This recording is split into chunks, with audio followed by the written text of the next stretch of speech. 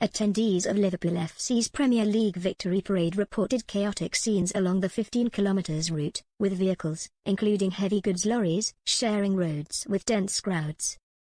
Concerns are mounting over the organisation of Liverpool FC's Premier League victory parade after a car ploughed into crowds on Water Street, injuring 79 people, including children as young as 9.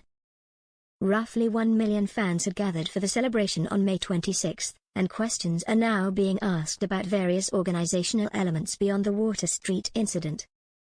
Attendees reported chaotic scenes along the 15 km route, with vehicles, including heavy goods lorries, sharing roads with dense crowds. One father, attending with his 5-year-old son, captured images of large vehicles navigating Queen's Drive just 20 minutes before the team bus arrived, with children clearly visible in the road. The dad said, "Looking at it now after what had happened, how on earth is a lorry allowed to drive through hundreds of people lined on both sides of the road?" A former Merseyside police officer was equally concerned about Queen's Drive staying open as he joined the parade close to the Jolly Miller pub with his children. He told Liverpool Echo, "As soon as we got to the Jolly Miller I could see that they had closed the inbound carriageway, where the parade bus would come through, but they hadn't closed the other side." This meant that lots of vehicles, including dozens of heavy goods vehicles, were trying to get along the road among loads of people, who were basically penned in because of how big the crowds were. There were lots of us asking what was going on. Why were these vehicles being allowed through when there were so many people in the road? It instilled a bit of fear and anxiety. I couldn't believe they were still allowing traffic through that area. Calls are growing louder for answers about traffic management and crowd safety, and how the celebration ended in disaster. Councillor Alan Gibbons, who leads the Liverpool Community Independence Group, submitted a right-to-know request to Liverpool City Council requesting urgent clarification and accountability over safety and planning for the event. In an email to Council Chief Executive Andrew Lewis, Councillor Gibbons said, "It is important to know whether sufficient measures were undertaken to protect the public."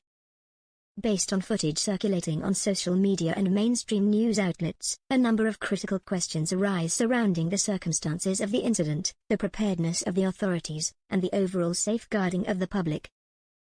Clear Gibbons raised several questions about incident details in response, and whether lessons were learned from past events.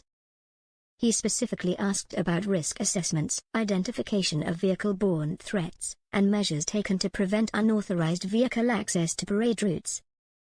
He added in his email, "Why does footage appear to show no visible police presence in the vicinity at the time of the vehicle entering the area? What was the contingency plan in the event of a vehicle breach, and how was it communicated to officers and stewards on duty?"